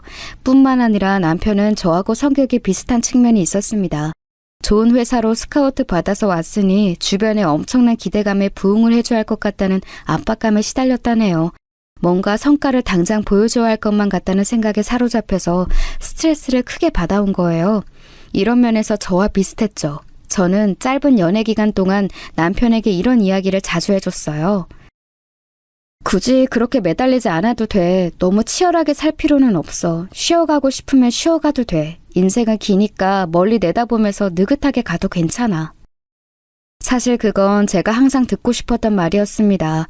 어렸을 때부터 엄마 역할까지 다 하는 집안의 맏이로서 제발 누군가 저에게 쉬엄쉬엄 해도 돼. 네가 다 짊어지지 않아도 돼. 이렇게 말해주기를 은연중에 바랐습니다. 그게 남편을 보면서 투영이 되었던 것이죠. 저에게 감동을 받은 남편이 청혼을 하면서 저희는 결혼에 골인하였습니다. 치열하게 살아본 사람만이 아는 고충을 공유하는 저희 두 사람, 통하는 게 있었기에 결혼해서 잘 살 거라는 생각만 들었었죠. 친정아빠께서는 제가 결혼하겠다고 하니까 차마 간섭이나 관여를 못하시겠다는 씁쓸한 표정을 보이셨습니다. 동생들이 결혼할 때는 이것저것 참견을 많이 하셨던 걸로 기억하는데 저에게는 그러실 수 없었던 거겠죠. 우리 큰딸 채원이가 결혼하는데 아빠가 달리 해주는 것도 없는 것 같아서 미안하고 면목이 없구나. 괜찮아요. 저 돈 벌어서 저축하고 아끼며 사는 것에는 이골이 난 사람이라서요. 모아둔 돈 어느 정도 있어요. 그리고 제 시댁에서 지원을 해주시기로 했으니까 아빠는 신경 안 쓰셔도 돼요. 돌아가신 엄마한테는 실컷 미안해 하시고 면목 없어 하셨어야 하는데. 저는 그때 괜히 또 마음속에 담아두었던 원망이나 기껏 표현했던 것 같아요. 친정엄마께서 돌아가신 이후로 세월이 많이 흘렀고 저도 더 이상 그 시절의 사춘기 소녀에 머물러 있지 않았는데 원망이 희석되었음에도 불구하고 자꾸 말을 그렇게 할 줄밖에 몰랐어요. 어색하게 틀어져 버린 부녀 관계가 너무 오래되었기 때문인가 싶었네요. 공교롭게도 시댁 또한 미묘한 관계를 가지고 있었습니다. 시부모님께서 사이가 나쁘셨어요. 아니, 나쁜 게 아니라 거의 남남처럼 살고 계셨죠. 예전에 시아버지께서 하도 성질을 못되게 부리셨고 시달림을 사신 시어머니께서는 세월이 지나서 역전이 되자 일을 가시며 일부러 당신의 배우자를 무시하고 계신 형국이었습니다. 그리고 시어머니께서는 저를 마음에 안 들어 하셨죠. 저희가 결혼하겠다고 하자 마치 청천벽력이라는 얼굴이 되셨어요. 그러나 남편이 무척 강경했고 할인으로 나온 애식장의 날짜가 코앞이었기 때문에 번갯불에 콩 구워 먹듯 결혼이 성사되었습니다. 시어머니께서는 눈 뜨고 코 베이신 게 억울하셨는지 저를 보며 눈을 무섭게 빛내셨어요. 나 옛날 사람 아니야. 나는 요즘 사람이라서 내가 굳이 너 시집살이 시킬 것도 없고 가만히 두고 보면서 그저 잘 사나 못 사나 그것 하나만 볼 거야. 네, 어머님 앞으로 걱정 안 하시도록 잘 살아볼게요. 그런데 내가 진짜 딱 한 가지 다 참아도 이것 하나만 못 참는 게 있어. 예? 못 참으시는 거요? 그게 대체 어떤 건데요? 제가 주의하겠습니다. 내가 못 참는 게 바로 우리 아들 무시하는 거. 나는 우리 아들이 무시당하는 건 죽었다 깨어나도 못 참아. 그러니까 너 우리 아들 함부로 대하거나 얕잡아 볼 생각은 추호도 하지 마라. 아, 네, 어머님 무시 안 하고 서로 존중하고 아껴주면서 그렇게 잘 살게요. 저는 절대로 제 배우자를 무시하면서 살 생각이 없습니다. 네가 그럴 생각이 있는지 없는지 그거는 내가 두고 봐야 아는 일이고 너는 엄마 없이 자라서 잘 모르겠지만 원래 자식 일이라면 아주 작은 것에도 심기가 어지러워지는 게 바로 엄마의 마음이야. 그러니까 네가 이런 나를 이해하면서 하여간에 눈치껏 잘 하길 바란다. 우리 아들 내가 얼마나 애지중지 귀하게 키웠는지 몰라. 다른 사람들 같았으면 여기서 누구는 엄마 없는 줄 아냐며 받아칠 수 있었을 것 같은데 저는 정말로 친정엄마가 안 계신 입장이었기 때문에 이 별거 단위 짧은 대화에서도 너무 큰 서러움을 느꼈어요. 그냥 시어머니께서 유난 좀 떠신 거라고 생각하며 넘기면 될 일이었지만 며칠이 지나도 속에서 자꾸 울컥 올라오는 게 있더라고요. 제가 워낙 친정엄마를 그리워하면서 살아온 사람인지라 암만 생각해도 서러운 것 같다고 여기던 와중에 시어머니께서 저에게 또 그런 발언을 하셨어요. 너 다음 달부터 재택근무인지 뭔지로 일부 전환이 되어서 거의 집에 붙어있게 되었다면서? 집안일 하나부터 열까지 빠짐없이 꼼꼼하게 놓치는 것 없이 그렇게 잘 하려고 마음 단단히 먹고 있지? 단단히까지는 잘 모르겠고요. 일부 재택근무로 전환이라고 해도 어쨌든 집에서 똑같이 회사 업무를 처리하는 거라서 시간적 여유가 크게 나지는 않겠지만 전보다 집안일을 더 열심히 잘하려고 생각 중이에요. 시간적 여유가 크게 안 나기는 뭘 크게 안 나? 크게 내려면 어떻게든 크게 낼 수 있는 거지. 지금 맞벌이다 뭐다 하면서 우리 아들 아침밥도 제대로 안 차려주고 있지? 앞으로는 그런 핑계댈 생각 말고 아침밥 든든히 먹고 갈 수 있도록 우리 아들을 네가 잘 챙겨줘야 돼. 제가 워낙 아침밥을 많이 안 챙겨 먹고 살아온 스타일이라 맞추는데 미흡한 점이 있었던 것 같아요. 개선해 나갈게요. 그런데 어머님, 어쨌거나 저도 계속 일을 하는 사람이기 때문에 저에게 전업주부 수준의 집안일을 기대하시면 안 될 것 같아요. 이 부분 솔직하게 미리 말씀드립니다. 아유, 본인 편하고 좋은 것만 하고 싶어서 수쓰려고 대가리 굴리는 소리가 여기까지 들리는구나. 말이나마 네 죄송합니다 하면서 일단은 숙여야 맞는 이치인데 조목조목 너 할 말은 왜 다 하고 있어? 꼭 이렇게 엄마 없이 자란 애들은 티가 날 수밖에 없다니까. 엄마 있는 집 자식이었다면 네가 안치밥 안 챙겨 먹고 살아왔을 리 없었겠지. 엄마 보면서 집안일 야무지게 하는 것도 자연히 배웠을 텐데 본 게 없으니까 수준이 지금 이 모양 이 꼴인 거야. 저는 결코 눈물이 많은 사람이 아니에요. 오히려 몸이 건조하면 건조했지 겉으로 감수성 풍부하게 구는 사람이 아닙니다. 혼자 속으로 삭히면서 마음고생하며 일에 찌들어서 그렇게 살아왔더니 자연스럽게 울고 싶을 때 우는 사치 따위는 뒤로 접어두게 되었거든요. 그렇기 때문에 휴대폰 너머의 퉁명스러운 시어머니의 목소리를 듣고 눈물이 주르륵 흐르고만 제 자신이 너무 이질적으로 느껴졌습니다. 불가항력적으로 그 순간에 눈물이 그냥 흘렀어요. 우는 소리까지 낼 생각은 없었기에 적당히 통화를 바로 종료했고 그러자마자 본격적으로 울고 말았네요. 제 안에 나약한 부분을 건드릴 수 있는 게 친정엄마의 존재라는 것을 깨달았네요. 살면서 저에게 누구 하나 친정엄마를 들먹이며 저를 공격한 적이 없었으니 제가 잘 몰랐었나 봐요. 친정엄마가 안 계시는 게 이렇게 슬프고 억울한 일일 줄은 결혼하기 전까지는 몰랐습니다. 너무 머리가 아파서 남편에게 이런 것들을 다 털어놓았어요. 아니 정확히는 털어놓기 이전에 시어머니께서 왜 저에게 나를 세우며 언행을 하시는지 그 짐작가는 이유가 있냐고 물어보았습니다. 제가 분명히 좋은 조건의 며느리는 아니었죠. 저도 그건 당연히 알고 있었어요. 하지만 시어머니께서 아주 무례하게 구신다는 게 의아할 정도였거든요. 나는 진짜 어머니께서 혹시 점이라도 보고 오셨는데 점쟁이가 나에 대해 안 좋은 이야기를 한 건 아닐까 이런 짐작까지 들고 있을 지경이야. 어머니께서 나에게 왜 적대적이신 건지 짚히는 구석이 없어? 자기도 잘 모르겠다며 고개를 젓던 남편은 이윽고 뭔가 생각에 빠진 얼굴을 하더니 한 가지 가정을 떠올려냈어요. 그것은 바로 시어머니께서 당신 지인의 자녀분을 남편에게 소개시켜 주려고 하셨었다는 겁니다. 나도 그 여자분을 몇 년 전인가 그냥 동네에서 스치듯 잠깐 봤던 게 전부라서 잘 아는 사이도 아니야. 나이는 나보다 4살 아래에다가 초등학교 앞에 있는 미술학원에서 그림 가르치는 사람이라고 들었고, 그 모친 대신은 우리 엄마 지인께서는 내가 알기로는 수입 가구 들여오시는 일을 하는 것 같더라. 그래서인지 그분이 되게 마당발이신가 봐. 우리 엄마가 유독 그분하고 어울려 지내고 싶어 하셔서 오죽하면 나까지 그분의 존재를 알고 있었네. 작정을 하셨던 건지 나하고 그 집을 엮으려고 하셨는데 나는 어차피 당신이 있으니까 그러시든지 말든지 신경을 계속 안 썼어. 그런데 그게 내 실수였나 봐. 황당한 비화가 있었더라고요. 시어머니께서는 당신께서 점 찍어두신 며느리감을 아주 공들여서 그 집안의 동의를 얻어내신 끝에 남편하고 연결을 해주려고 하셨는데 남편에게는 이미 제가 있었던 것이죠. 남편은 어차피 저를 만나고 있었으니까 시어머니께서 무슨 공작을 펼치시든 말든 무신경하게 굴었나 봐요. 만약 진작에 결혼 생각하는 여자 따로 있다고 시어머니께 정확히 말씀드렸다면 상황이 나아졌을지도 모르겠네요. 시어머니께서는 뒤통수를 맞았다고 여기신 것 같았거든요. 지인의 딸과 맺어주려고 나름의 과정을 다 거쳤는데 계속 아무 말 않고 있었던 아들 입에서 딴 사람이랑 이미 결혼하기로 했는데 이런 소리가 나왔으니 시어머니께서는 이가 갈리셨을 겁니다. 단란한 가족 구성원 안에서 자라났고 경제적으로 궁핍하지도 않은 그런 든든한 며느리감 시어머니께서는 얻고 싶으셨을 테죠.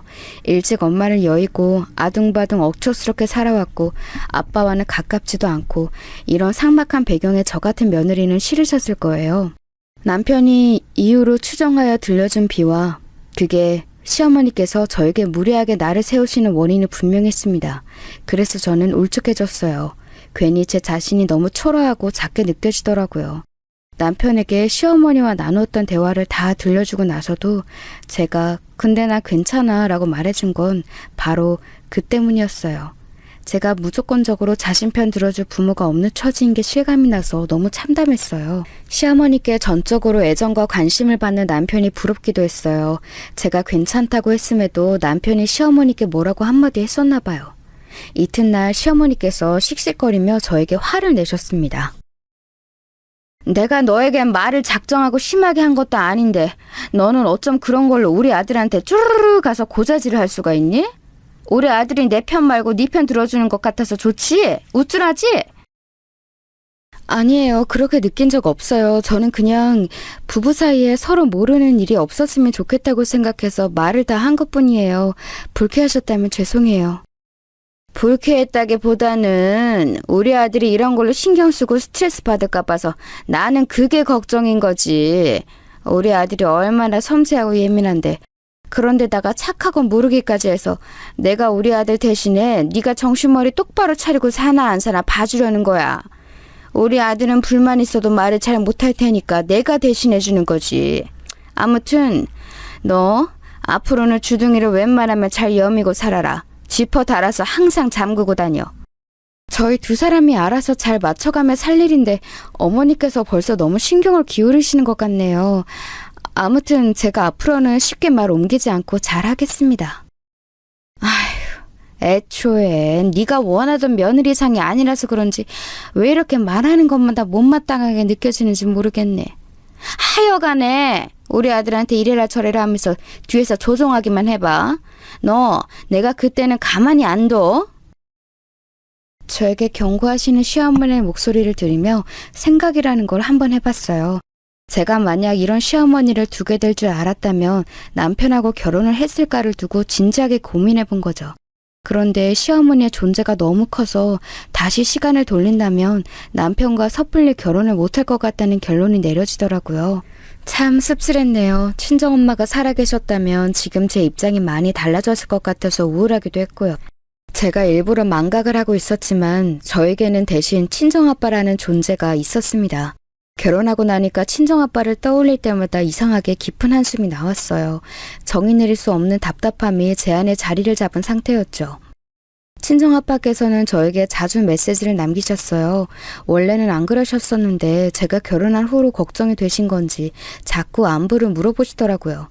어떨 때는 동생들을 시켜서 저에게 안부를 묻기도 하셨고요.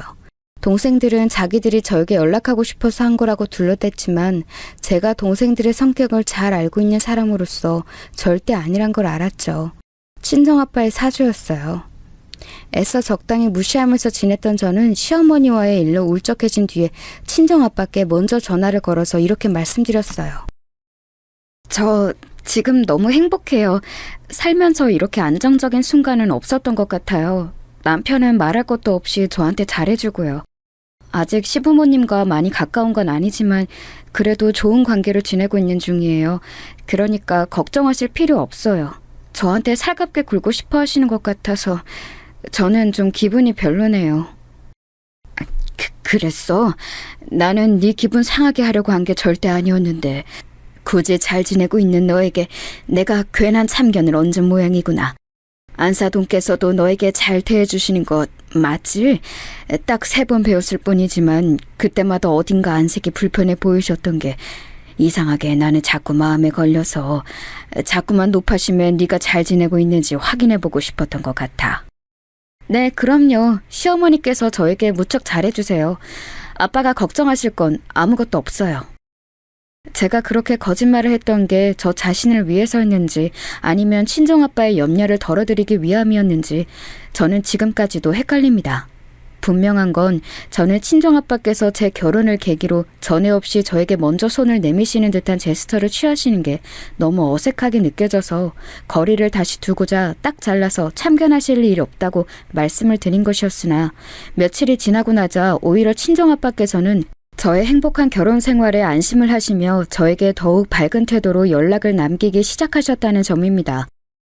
저는 슬쩍 친정아빠의 메시지를 무시할까 했었으나 그랬다가 남편이 대신 연락을 받게 될까봐 그러지도 못했네요. 그래서 어쩌다 보니까 지난 세월 단 한 번도 없었던 친정아빠와 틈틈이 연락을 주고받는 현상이 벌어지게 되었습니다. 저에게 연락하는 사람은 또 있었어요. 바로 시어머니 말입니다. 제가 당신의 며느리라는 사실 자체에 짜증을 느끼시는 분이었기 때문에 저는 왠지 시어머니께서 저를 통해 화풀이를 하신다는 느낌을 지울 수가 없었습니다. 너 재택으로 근무한 지 벌써 일주일 지나지 않았니? 그런데 어떻게 한 번을 네 시부모 뵈러 낮 시간 동안 와볼 생각은 안 해?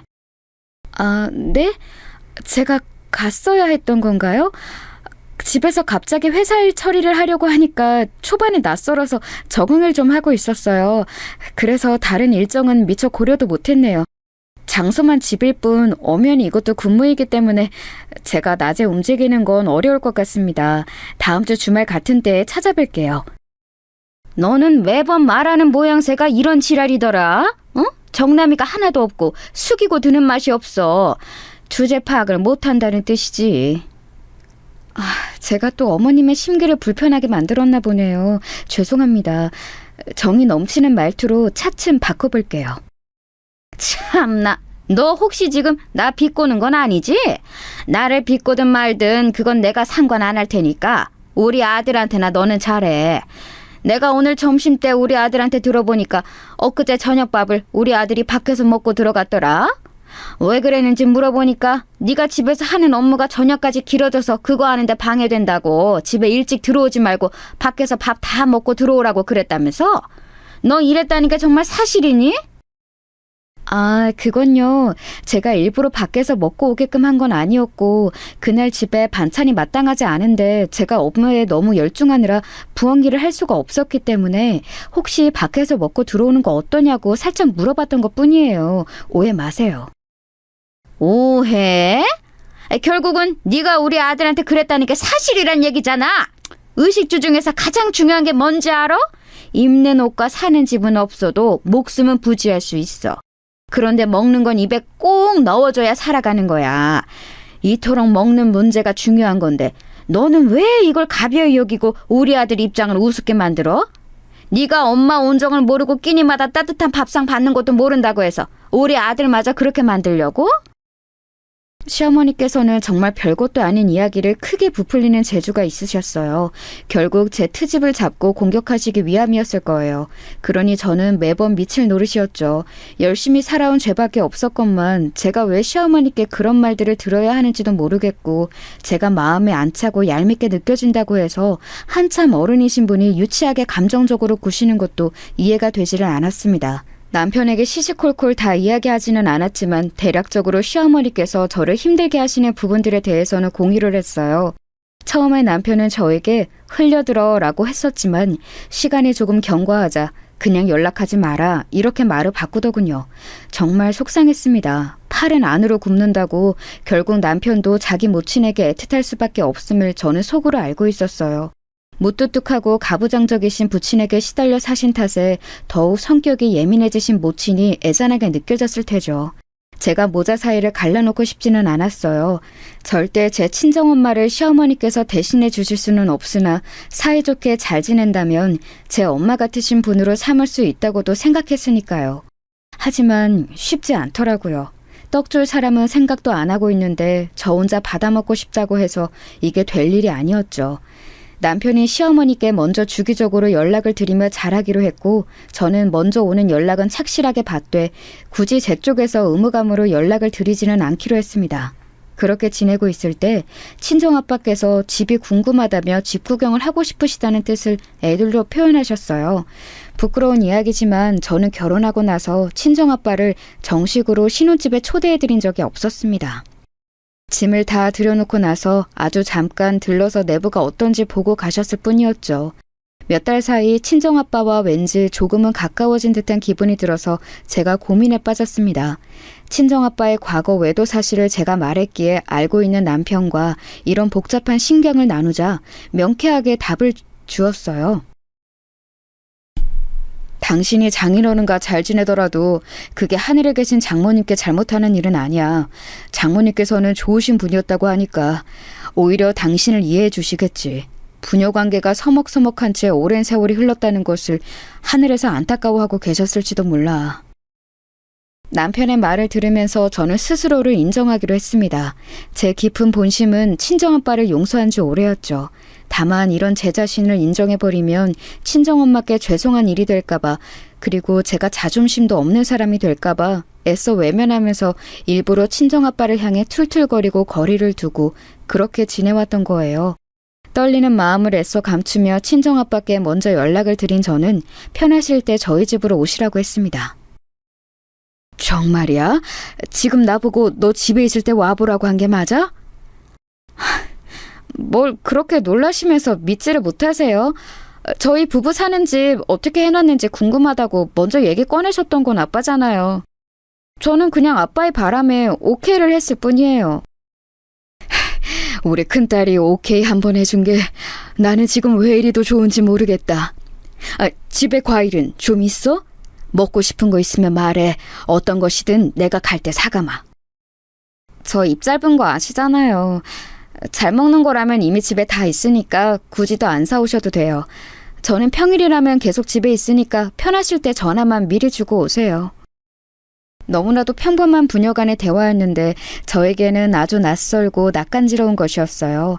기뻐하시는 내색을 너무 크게 안 하시려고 친정아빠께서 애쓰시는 것 같아서 왠지 죄송스러웠습니다.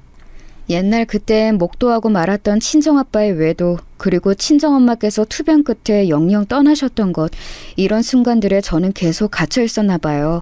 가족에 한해서는 정신적으로 성숙해지지 못한 것 같아서 이런 이야기들을 남편하고 다음날 저녁에 나누었어요. 남편은 저에게 자신이 많이 위로받았던 기억들이 너무 고맙고 좋다면서 제가 고민을 털어놓은 게 반갑다고 해줬어요.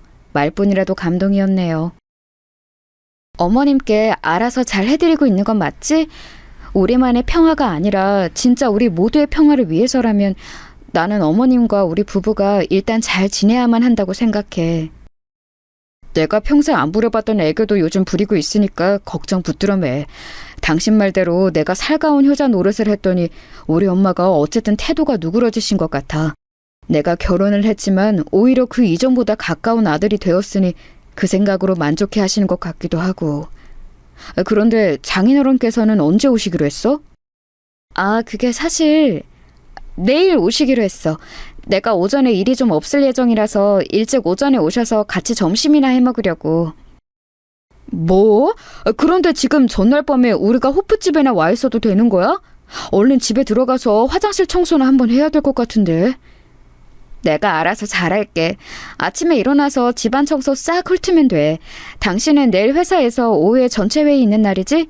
오히려 당신은 내일 오전 근무가 바쁘겠네. 저희 부부는 아파트 단지에 새로 생긴 호프집에서 도란도란 대화를 나눴어요. 저는 솔직히 다음날 친정아빠를 뵐 생각에 벌써부터 어색한 기분이 들었지만 그런 티를 안 내고 싶어서 남편하고 실컷 이야기 보따리나 풀었네요. 그리고 이튿날이었습니다. 제가 상상도 못한 일이 펼쳐질지 모르고 저는 일찍 잠에서 깨어났었죠. 남편은 아침에 샤워를 하면서 자기가 화장실 청소도 같이 해줬어요. 출근 준비 시간을 청소로 잡아먹어서 아침밥 먹을 시간이 줄어든 것 아니냐고 제가 걱정했는데 남편은 아침을 안 먹어도 된다고 했습니다. 오후에 중요한 일정이 있기 때문에 오전 근무 동안 같은 부서 사람들끼리 다과 먹으면서 사전 회의를 열 것 같다고 했어요. 굳이 안 먹어도 된다고 하길래 사실 저도 친정아빠를 맞는 일로 약간의 긴장이 있었기 때문에 아침밥을 그냥 안 차렸습니다. 저 역시 뭔가 목구멍으로 넘어갈 상태가 아니었거든요. 그래서 남편은 두유 한 팩 챙겨서 출근했어요. 저는 청소를 마저 끝내고 회사 업무를 시작했죠. 1시간 정도가 흐르니까 친정아빠께서 오셨습니다. 먹을 거 사오지 말라고 한사코 거절했더니 비싼 건강즙을 한 박스 사오셨더라고요. 남편이랑 나눠 먹으라고 하셨어요. 귀찮아도 매일 하나씩 잘 챙겨 먹으면 좋겠구나. 다른 것보다 건강이 제일이잖니. 둘 다 오래오래 살아야지. 짧게 살지 말고 오래 살아야 좋은 거야. 아빠는 무슨 이제 막 결혼한 신혼부부한테 단명할 걱정을 하세요? 내가 무슨 말을 해야 할지 몰라서 그냥 아무 소리나 뱉은 모양이다. 이렇게 살림 차려서 살고 있는 너를 보니 하늘로 여행 간 네 엄마 생각도 나서 그저 건강했으면 하는 마음이 순간 들었나 봐. 친정아빠께서 씁쓸하게 뱉으신 말씀에 집안에는 숙연함이 감돌았습니다. 이 분위기를 어찌해야 할지 지난 세월 친정아빠 앞에서 모난 송곳처럼 굴기만 했을 뿐인 저는 방법을 몰랐어요. 그래서 아무렇지 않은 척 표정이나 지으면서 친정아빠께 집안 구경이나 하시라고 그랬네요. 안방과 옷방을 제외한 나머지 작은 방이 저희 부부의 취미방이었는데 좋아하는 소품과 만화책 같은 걸로 꾸며놨거든요. 거기를 보시면 시간을 끌 수 있을 것 같아서 거기로 안내해드렸죠. 그리고 건강즙은 거실 베란다 구석에 두던 참이었습니다. 갑자기 집에 예고 없는 방문이 있었어요. 벨이 울리길래 누군가 싶어서 어리둥절하게 인터폰을 확인해봤다가 제가 하마터면 비명을 지를 뻔했어요. 왜냐하면 시어머니께서 현관 앞 카메라에 얼굴을 바짝 대신 채로 눈을 부릅뜨고 계셨거든요. 공포 영화의 한 장면이 따로 없었네요. 심장이 막 크게 벌렁거려서 저는 놀란 나머지 친정아빠의 존재도 막강한 채로 우선 시어머니께 문부터 열어드렸습니다. 집구석에 있는 걸 보니 집에서 근무를 잘하고 있는 모양이구나. 네. 잘하고 있는데요. 그런데 어머님 연락도 없이 갑자기 무슨 일로 오셨어요? 멀쩡히 집구석에 있으면서 너 왜 우리 아들한테 밥은 안 차려줬어? 난 또 손목까지가 부러져서 그런 줄 알고 상태를 보려고 왔더니 아주 멀쩡해 보이네. 지금까지 처자빠져 자고 있었으면 자느라고 밥을 안 차렸나 싶었을 텐데 행색을 보니까 이미 일어나서 싹 씻고 옷까지 싹 갈아입은 거네. 근데 왜 우리 아들한테 아침밥으로 쌀알 한 톨을 안 내줬을까? 응? 집에 쌀이 떨어졌나? 시어머니의 속사포 같은 잔소리를 듣고 나니까 그 즉시 온몸에 진이 빠지더라고요. 남편이 아마도 시어머니와 연락을 하면서 고지고대로 아침밥 안 먹고 나왔다고 말을 한 모양이었는데 그건 그렇다 치고 득달같이 여기까지 달려오신 저희를 이해하기 힘들었습니다. 어머님, 만약에요. 정말 만약에 어머님 아들이 아침밥을 너무나도 먹고 싶어 했지만 제가 차려주지 않았다는 이런 상황일지라도 저는 어머님께서 며느리인 저에게 이러시는 건 조금 아니라고 생각을 합니다. 왜냐하면 저도 일하는 사람이거든요. 어머님 며느리도 엄연히 돈 버는 사람이에요. 제가 밥을 차리면 좋은 거지만 그게 저한테 있는 의무까지는 아니에요. 전업주부도 아닌걸요. 야, 너 내가 저번에 뭐라고 그랬니? 내가 우리 아들 무시하지 말라고 그랬지? 우리 아들 착하고 물러서 내가 대신 나설 수밖에 없다고 그랬지. 의식주 중에서 밥 먹는 게 제일 중요하다고도 그랬었지. 그리고 또 너는 말 안에 꼬라지가 정남이 뚝 떨어진다고 내가 분명히 말했었지. 그런데 너 지금 뭐야? 너는 왜 한 가지도 지키지 않아? 너 지금 일부러 나한테 시위하는 거니? 나하고 어디 한번 해보자는 거야? 해보자는 게 아니라요. 저는 그냥 답답하게 생각되는 게 있어서 그걸 조금 말씀드렸을 뿐이에요. 어머님께 일부러 대들 생각은 없었습니다. 오해하신 거예요. 오해? 어쭈구리. 너 이것 봐라. 결국은 또 꼬랑지를 내 쪽으로 돌려서 내 탓으로 끝을 맺으려고 드네? 내가 오해해서 잘못한 일이다 이거지? 이런 불려시 같은 싸가지를 다 보았나? 너 그리고 집안 꼬락서니가 이게 뭐야? 어머님 탓하려고 한 적 없는데 죄송해요. 제 화법이 어머님께 자꾸 오해를 사는 모양이에요.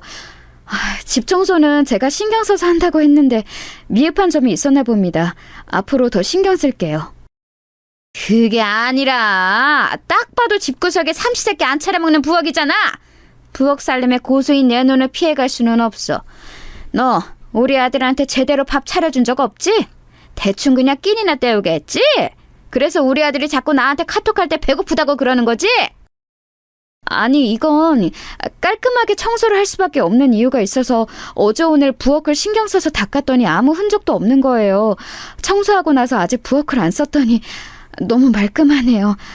그리고 그냥 애교 부린답시고 습관적으로 배고프다 뭐 먹을까라고 하는 것을 어머님께서 진지하게 받아들이시고 지금 오해를 하신 모양인 것 같습니다. 횡설수설 하는 척 하면서 이게 은근히 자기 할 말 다 하네. 그리고 너 왜 자꾸 나한테 오해를 한다고 말해? 그거야말로 네 오해야. 이 싸가지 없고 발차릴 줄도 모르는 거사. 폭발하신 시어머니께서 제 머리채를 확 잡으셨어요. 정수리 쪽을 잡고 당기시는 바람에 저는 휘청거리다가 하마터면 부엌 식탁에 몸을 박을 뻔했습니다. 간신히 그걸 피하고 시어머니의 손길을 떼어내려고 허우적거리던 바로 그 순간이었어요. 감히 누구 앞에서 누구를 건드려? 내 딸 괴롭히면 네 아들부터 내 손에 죽을 줄 알아! 친정아빠의 부르렁이 들려왔습니다. 그러자마자 저는 머리가 해방되었죠. 시어머니께서 제 머리채를 놔주신 거였는데 저는 신발이 된 머리를 정신없이 정리하면서 친정아빠를 쳐다봤어요. 친정아빠께서 계신다는 것을 깜빡했고 그래서 이런 추태를 보여드리고 말았다는 게 믿을 수가 없었습니다. 그간 잘 살고 있다고 시어머니께 예쁨 받고 있다고 그런 식으로 거짓말로 둘러댔었는데 단번에 다 들통난 셈이었죠. 망연자실하려던 제 눈에는 더 믿을 수가 없는 광경이 펼쳐지고 있었어요. 그건 바로 친정아빠께서 시어머니의 머리채를 잡으신 거였습니다. 아우, 사돈께서 와 계셨어요? 딸하고는 영 친하지 않으신 걸로 그렇게 알고 있었는데, 여기는 왜 와 계셨고 난리세요? 그보다, 제 머리 좀 놔주세요. 아이고야, 내 머리 다 뜯어진다. 일찍이 엄마를 잃고 살아온 제 딸이 자기 아빠하고도 대면대면하게 안 친하다고 하니까 막대해도 될 것 같으셨습니까? 우습게 보이셨어요? 그러셨겠죠. 야비한 사람의 눈에는 부모의 비호를 받지 못하고 있는 자식의 처지가 우스워 보이셨을 테고 함부로 대해도 될 것처럼 여겨졌을 테니까요. 이보세요, 사부인. 그렇게 사시는 거 아닙니다. 기댈 곳 없어 보이면 더욱 잘해줄 생각이나 하셔야지. 어른이 돼서 왜 그렇게 못돼 처먹은 생각만 하십니까? 사부인께서도 자식이 있으시잖아요. 그 자식 제가 사회 정신머리 교육시키는 장인이라는 명목으로 앞으로 막대해도 되겠죠? 굳은 노동이나 시켜먹고 아주 작사를 내놓겠습니다. 예? 그건 안 돼요. 안 됩니다. 우리 아들 내가 얼마나 애지중지 키웠는데 안 됩니다. 제가 잘못했어요. 제가 생각을 잘못했습니다, 사돈. 친정아빠께서는 제가 평생 본 적이 없던 매서운 눈빛을 하고 계셨습니다. 가식이 아니라 정말 진실로 겁을 집어먹으신 시어머니께서는 친정아빠께서 머리채를 놓아주시자마자 바닥에 쓰러져서 그대로 무릎을 꿇으셨어요. 그 정도로 친정아빠의 기세가 장난이 아니었습니다. 정말 사람 하나 어떻게 할 것 같은 그런 눈빛이며 기운이었어요. 시어머니께서는 두 손을 모아 싹싹 비시며 잘못했다, 우리 아들한테는 말하지 말아달라, 이렇게 계속 중얼거리셨지요. 제가 상황을 정리하는 게 나을 것 같아서 저는 친정아빠와 시선을 교환한 뒤 시어머니를 부축해 일으켜 드렸습니다. 오늘은 이만 가시는 게 좋겠다고 제 입에서 그 말이 떨어지자마자 시어머니께서는 손가방을 챙겨서 그야말로 주랭랑을 치셨어요. 거세게 닫힌 현관문 소리를 뒤로 하고 집에는 숨막히는 정적이 감돌았습니다. 그런데 이 정적은 불편한 게 아니라 무언가 막힌 것이 해소되고 난 뒤에 고요함 같은 것이었어요. 저는 제가 해야 할 일을 알고 있었습니다. 그래서 머리를 재차 단정한 모양으로 매만진 뒤 친정아빠께 허리를 숙여 인사를 드렸습니다. 아빠, 나서주시고 도와주셔서 감사해요. 그리고 죄송합니다. 지난 세월 제 모든 행동들 전부 다 죄송하게 생각하고 있어요. 당연히 아빠로서 해야 했을 일을 한 것뿐인데 뭐가 감사해. 그리고 내가 잘못했던 것을 대체 왜 네가 죄송하게 생각해? 친정아빠의 목소리가 흔들리고 있어서 저는 천천히 고개를 들어서 눈앞을 확인했어요. 그러자 시어머니 앞에서는 사나운 호랑이 같으셨던 모습은 온데간데 없이 친정아빠께서는 눈물이 가득 고인 눈으로 저를 바라보고 계셨습니다. 이윽고 친정아빠께서 흐느끼기 시작하신 것을 신호로 저도 모르게 그냥 본능적으로 친정아빠를 꽉 안아드렸어요. 온 힘을 다해 친정아빠를 안아드렸는데 중학교 입학식 때를 제외하고 이렇게 친정아빠와 마주 안아 본 적이 없었단 사실이 떠오르더군요. 괜히 지나간 모든 세월이 서글프고 부질없고 더덥고 또 아쉽게 느껴져서 저도 목 놓아 울었습니다. 별것이 맞지만 어찌 보면 별것이 아닐 수도 있는 것으로 저희 부녀는 너무 오래 서먹하게 지내왔었죠. 친정아빠께서 저에게 먼저 손을 내미실 때가 많았지만 저는 매번 내쳤었고요. 사실은 제 안에서 이미 친정아빠를 용서한 뒤였음에도 그런 제 자신을 인정하고 싶지가 않았던 거예요. 그런 제 마음들을 그날 실컷 울고 나서 친정아빠께 다 말씀드렸습니다. 친정아빠께서는 당신의 실수이자 잘못이었던 잠깐의 외도를 다시 저에게 정식으로 사과하셨죠. 같이 점심으로 국수를 만들어 먹는 동안 저희는 자연스럽게 돌아가신 친정엄마의 이야기도 나누었습니다. 후련하고 편안했죠. 그리고 그날 늦게 퇴근한 남편은 업무가 많았던 날이라 피곤한 와중에도 저에게 사과부터 했어요. 자기가 정신없이 시어머니께 이런저런 말을 하는 바람에 제가 일부러 밥을 안 차려준 것처럼 뉘앙스를 내뱉은 것 같다고 했습니다. 하지만 저는 남편이 결코 그러지 않았고 시어머니께서 일부러 확대 해석을 하신 뒤에 저를 들들 볶으시려고 작정하셨다는 것을 이미 간파한 뒤였어요. 이틀 뒤 저는 시어머니께 먼저 연락을 드렸습니다. 어머님, 저 마음에 안 드시죠? 처음부터 저를 며느리로 인정하지 않으셨을 테니까요. 그런데 어머님, 저도 어머님 같은 시어머니 두고 싶지 않았어요. 뭐야? 바깥 사돈이 나섰다고 해서 네가 단번에 기세등등해졌구나. 그래, 아주 네 마음대로 해라. 우리 아들도 네가 구워 삶고 아주 다 해먹는구나. 서로가 마찬가지라고 말씀드리고 있는 것뿐이에요. 어머님만 제가 거슬릴까요? 아니죠. 저는 심지어 어머님이 거슬리다 못해서 껄끄러워요. 제가 아랫사람이니까 당연히 더 힘든 입장이죠. 그런데 저희 평생 안 보고 살 순 없잖아요. 저요, 일찍이 엄마 잃고서 가족에 대한 애증 하나로 버티고 살아왔던 사람이에요. 저는 가족과 멀어지는 거 별로 원하지 않아요. 어머님께서는 제가 싫고 저는 어머님이 어렵고 서로의 입장이 비슷하니까 그냥 조금씩 양보하고 참으면서 그렇게 살면 안 될까요? 시간이 아깝고 세월이 아까워요. 제가 답답한 관계로 오랜 세월을 낭비해본 장본인이기 때문에 확실히 말씀드릴 수 있어요. 애매한 원망을 품으며 사는 것만큼 쓸모없는 게 없습니다. 처음부터 느꼈지만 너는 참 네 할 말을 다 하고 사는 애야. 시어머니께서는 퉁명스럽게 답하셨지만 왠지 그 말투에서 약간의 수긍이 느껴졌어요. 그래서 기다렸습니다. 아무것도 안 하고 그냥 일상을 보내면서 기다렸어요. 물론 남편은 시어머니께 크게 실망한 뒤였기 때문에 자주 연락드리는 걸 그만둔 상태였고요. 그러자 시어머니께서는 저에게 먼저 슬쩍 일상적인 대화를 청하기 시작하셨어요. 시비 걸려고 하시는 게 아니라 정말 일상적인 내용들이었죠. 먼저 손을 내미시는 표시라는 걸 저는 알고 있었고 자존심 세우지 않고 그 손을 잡아드렸습니다. 친정아빠와의 봉합을 겪은 후였기 때문에 가능했던 것 같아요. 이제는 속 알맹이가 든든한 가족 관계들만 저에게 남아있어서 마음이 풍요롭습니다.